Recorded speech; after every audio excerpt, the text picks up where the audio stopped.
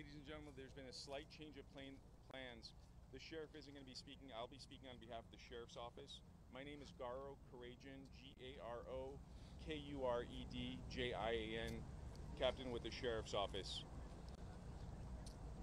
Garokuredjan, captain with the sheriff's office. As you know, there were 11 victims inside the bar earlier last night. Those victims have been identified and their family members have been notified. We will not be releasing the names of those victims at this time. The medical examiner's office will release those names to you all when they are ready to release those names. I suspect that will be in a couple of hours. It may be longer, but you'll refer to the ME's office for those names. Those are the only comments I have. I want to introduce to you Paul Delacourt, the Assistant Director of the FBI in the Los Angeles office. He has a couple comments. Good afternoon. As the captain said, my name is Paul Delacourt. I'm the Assistant Director in charge of the FBI's Los Angeles field office. We're working closely with the Ventura County Sheriff's Department on this investigation in support of their lead on this shooting incident. I first want to offer condolences to the families of the victims and to the family of Sergeant Hellis, who responded to this incident with his CHP counterparts. The FBI is here to support Ventura County. To that end, at the request of Sheriff Dean, the FBI Los Angeles Evidence Response Team is processing the crime scene here behind me, as well as the subject's vehicle and the home on Newberry Park. We're going to pursue the leads that are developed from that evidence wherever they take us to identify any possible motivation, paint a picture of the frame of mind of the subject, identify any potential radicalization or any associates. At this point, we do not have any indicators of other associates, or there are no other threats to the Los Angeles area.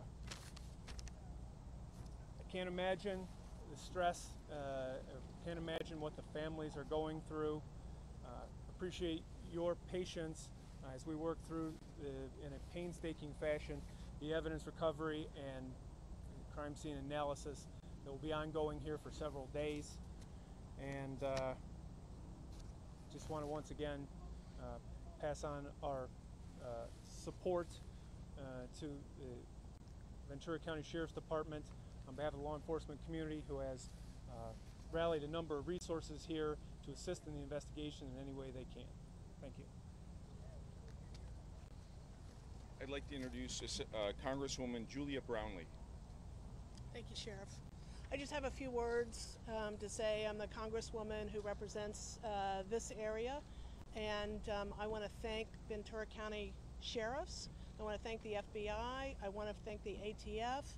I want to thank law enforcement from so many counties in the surrounding area coming here to help us. I think the partnership has been extraordinary with the quickest response possible. And I just want this community to know that our hearts break. We are a community in mourning, and our thoughts and prayers are with the families who have lost loved ones. And we are here to support you and to help you in any way that we can. I'd now like to introduce Special Agent in charge of the Los Angeles ATF office, Bill McMullen. Good afternoon. My name is Bill McMullen. I'm the ATF Special Agent in charge of the Los Angeles Field Division. On behalf of the men and women of ATF, I'd also like to send our condolences to the victims and the family members who are trying to get through this tragedy together as they get through the healing process. I'd also like to recognize the leadership of Sheriff Dean and the entire Ventura County Sheriff's Department as they're going through the same emotions, but somehow finding the strength to bring together all the state, local, and federal agencies who responded here to work together as one team to make sure the public's safe. ATF agents responded immediately when this incident occurred last night. Throughout the night, have worked side by side with our state, local, and federal partners. We will continue to do that until this investigation is completed. At this point, I'll turn it over back to the Sheriff's Department for any questions. Thank you. If you have questions, we'll direct them to the right person up here and try to answer as many questions as you have. We saw a session of uniformed officers go over there. Can you tell us what that was about? I didn't. He said that he saw a procession of uniformed officers going inside. I didn't see him. I don't know why they were going inside there. Sorry. Have you guys been able to find the car at all in the house? They're still processing the car. The evidence that they've obtained both in the car and the residence and inside. They're still processing the car. They're also processing the residence as well as the bar. The items that are taken out of there, we're not disclosing that at this point. Director Delacorte, if you could just address in the few hours that it has been, though it has been sometime since this morning, on why this took place, can you offer any sort of explanation at this point to where you have an understanding as to how we arrived where we are now? But as you suggested, it's only been a few hours. It would be premature for me to speculate on the motivation, but I can assure you that we will follow all the leads that are developed through witness interviews, evidence recovery, the forensic evidence, any digital media that we recover, and we will be sure to paint a picture of the state of mind of the subject and do our best to identify a motivation. There were reports that the shooter had mental health issues and was suffering from PTSD. Is there any indication that he was on any medication? So I've seen those reports, but I don't have any familiarity with his medical history or medications. Can you give us an idea of the scope of the resources that your office is going to investigate? So the FBI has its Los Angeles evidence response team on scene now. We're going to be supplemented by evidence response teams from other field offices around the country. The resources of the FBI laboratory are en route. We have victim specialists who are inbound as well to assist at the Family Assistance Center with the victims' families. We will pursue the digital trail and any other leads that we need to. We have the manpower to conduct as many leads as are necessary in coordination with the Ventura County Sheriff's Department investigation. Any technical resources that they request, we will look to supply.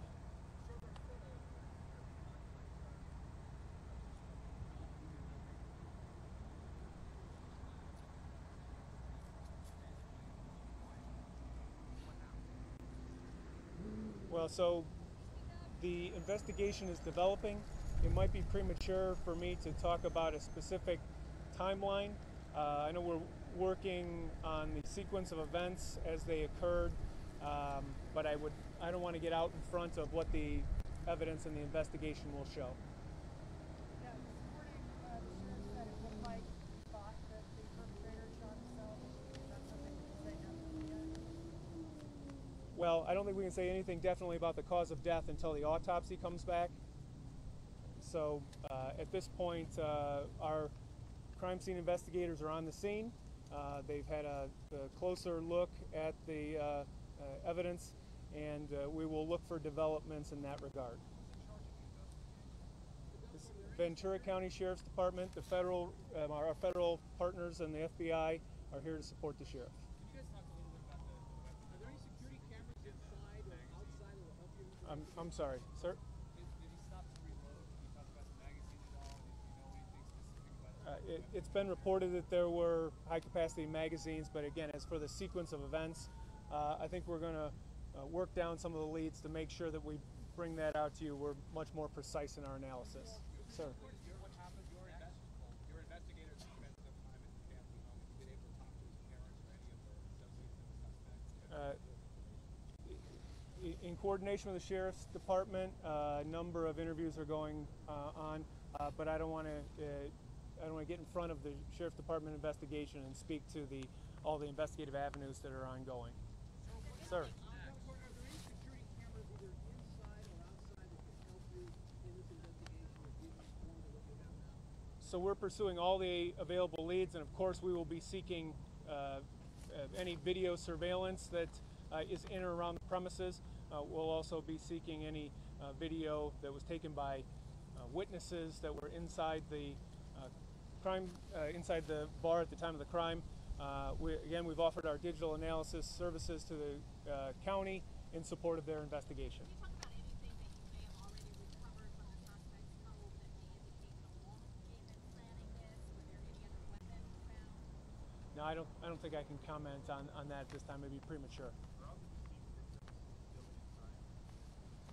Well, I'm sure you can appreciate the sensitivity of this situation and our need to protect the privacy of the families. I don't want the families to be learning of developments from me on television before the notifications have gone out through the Sheriff's Department or other appropriate avenues.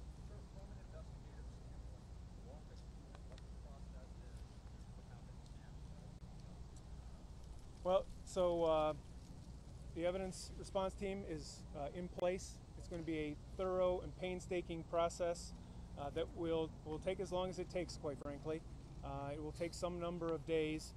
We'll make sure that we bring the appropriate resources from the FBI Laboratory Division. They're en route.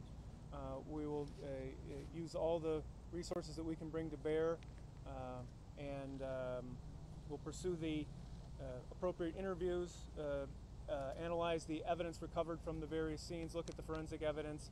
Of course, once again, we're doing this all in coordination and in support of the Sheriff's Department's investigation. We're bringing our technical resources to bear in support of their investigation.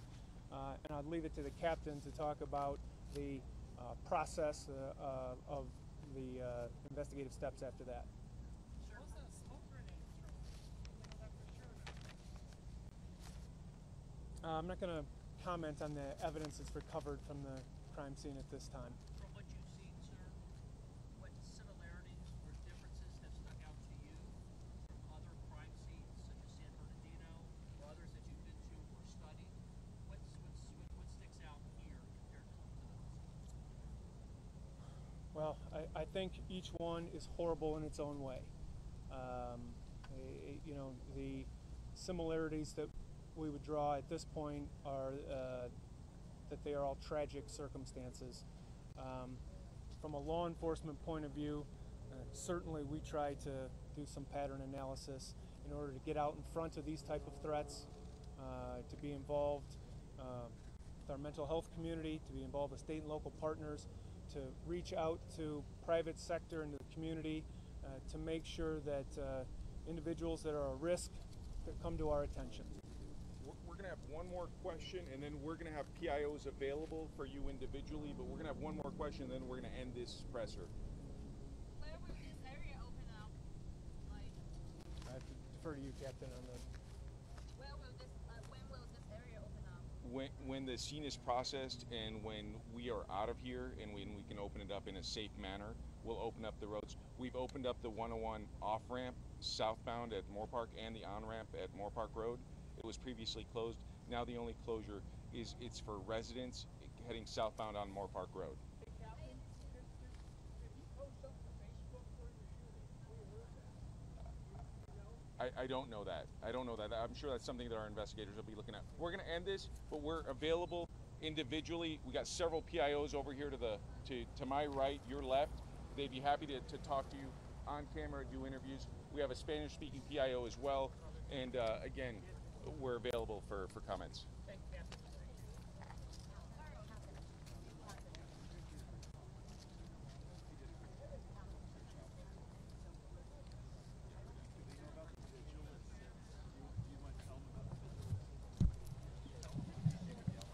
Hey, listen, we're gonna have a vigil at 6 o'clock. 6 o'clock, there will be a vigil at the Thousand Oaks Civic Arts Plaza. It's on Thousand Oaks Boulevard. It's the largest building in town. 6 p.m. It's